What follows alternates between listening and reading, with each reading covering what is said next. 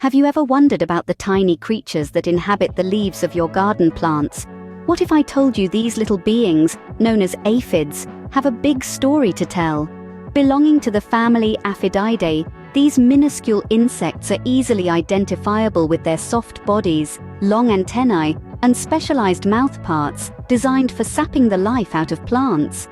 Aphids can be found on an impressive variety of plants, playing crucial roles as both herbivores and as a food source for other creatures.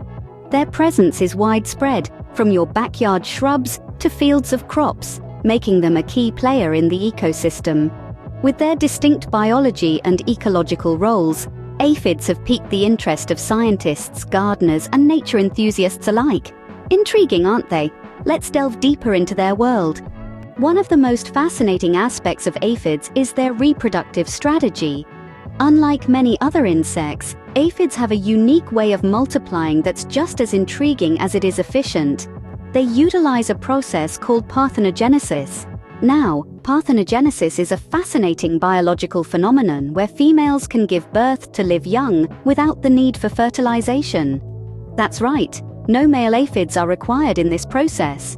In the world of aphids, it's the females who are the driving force of population growth. By reproducing asexually, they can clone themselves, giving birth to genetically identical offspring. Each new generation is a carbon copy of the one before, with all the necessary traits for survival already in place. This rapid-fire reproduction allows aphid populations to explode under favorable conditions. Imagine a single female aphid giving birth to a dozen or so nymphs. These nymphs in turn mature and start reproducing themselves, all in a matter of days. It's an impressive display of biological efficiency, allowing aphids to take full advantage of abundant food sources and favorable weather conditions. But why would aphids evolve such an unusual reproductive strategy? Well, it's all about survival and colonization. The faster aphids can reproduce, the quicker they can colonize new plants. This rapid population growth not only helps them secure food sources, but also outpace predators and other potential threats. However, it's important to note that this reproductive strategy is not without its drawbacks. Because aphids reproduce asexually, there's very little genetic variation in their populations. This means that if environmental conditions change, or a new predator or disease emerges, the entire population could be at risk.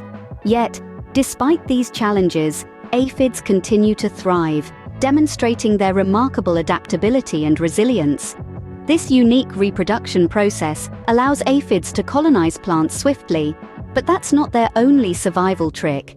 As we'll see in the next scene, aphids have developed some ingenious ways to protect themselves and ensure their survival in the wild. You might be surprised to learn that aphids have a sweet deal with ants. Yes, you heard that right. These tiny insects have discovered the secret to living in harmony with one of the most industrious creatures in the insect kingdom. This interaction between aphids and ants is an example of mutualistic symbiosis, a relationship where both parties benefit. In this case, aphids have developed an interesting survival strategy. They produce a sweet, sticky substance known as honeydew. This is not just any waste product, it's a sugary treat that ants find irresistible. In fact, ants love honeydew so much that they will go out of their way to protect the aphids that produce it. So how does this work? Well, aphids feed on plant sap, a nutrient-rich liquid found within the plant's vascular system. As they feed, they excrete honeydew, which is high in sugar content. Ants, attracted to the sweet nectar, collect it and take it back to their colony, a bit like farmers harvesting their crops. In return for this sweet offering, ants offer aphids protection. They ward off predators and even move aphids to new feeding grounds when food resources become scarce. Some ants are so invested in this partnership that they'll even protect aphid eggs during winter and carry the newly hatched aphids to the best feeding spots come spring. This mutualistic relationship is fascinating, isn't it? It's a testament to the intricate web of interactions that form the fabric of our ecosystems. But while it's a boon for aphids and ants, it can pose challenges for gardeners and farmers. But it's not all sweet deals and protection. Aphids can also be a cause of concern. While they're sipping sap and producing honeydew, they're also potentially causing harm to plants. Their feeding habits can stunt plant growth and even spread diseases. Plus, the honeydew they produce can lead to sooty mold, another potential issue for plant health. In the next scene, we'll delve deeper into the impact of aphids on plants and explore ways to manage aphid populations effectively. Stay tuned for that. While they're fascinating creatures, aphids can also be problematic for plants. Just like a straw, aphids use their specialized mouthparts to pierce plant tissues and suck out the sap. This sap, which is the lifeblood of plants, is rich in sugars and nutrients, making it an ideal food source for these tiny insects. However, this feeding method can be detrimental to plants. With each sip, aphids drain away essential nutrients, causing the plants to weaken over time. This can lead to stunted growth and a general decline in plant health.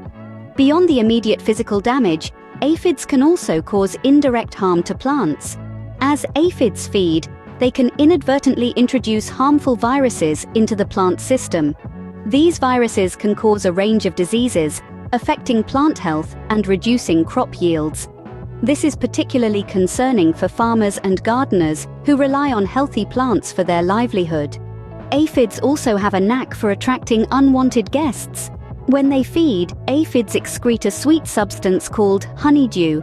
This sticky residue is a magnet for other pests, such as ants and sooty mold.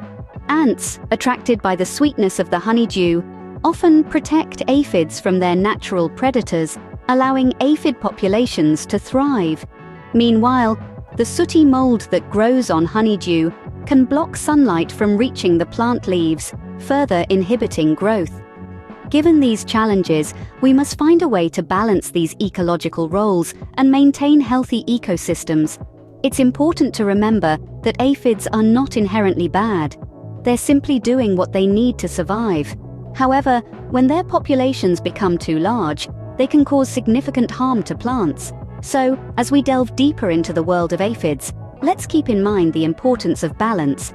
It's about understanding and respecting the role of aphids in the ecosystem, while also taking steps to protect our plants from the potential harm they can cause. It's a delicate dance, but one that's essential for the health and diversity of our ecosystems. So, how do we deal with aphids while respecting their ecological roles? The answer lies in what we call integrated pest management strategies. These strategies aim to control aphid populations in a way that minimizes harm to the environment and other beneficial organisms. One such strategy is biological control. This involves introducing natural enemies of aphids, such as ladybirds, lacewings, and parasitic wasps, into the environment. These predators can help keep aphid populations in check, providing a natural and sustainable form of pest control. Then there's habitat modification. This strategy involves altering the environment in ways that make it less hospitable for aphids. For instance, interplanting with species that deter aphids or attract their natural enemies can help reduce aphid numbers. Similarly, maintaining the overall health of your plants can make them less attractive to aphids. Selective insecticide use is another important component of integrated pest management. While it may be tempting to reach for the most potent insecticide at the first sign of aphids, such chemicals can have harmful effects on non-target species and the wider environment.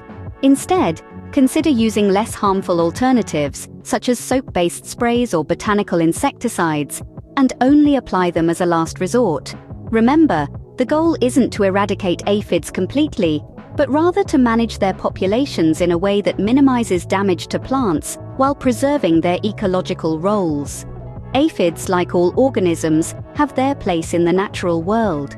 They serve as food for a variety of creatures and play a role in nutrient cycling.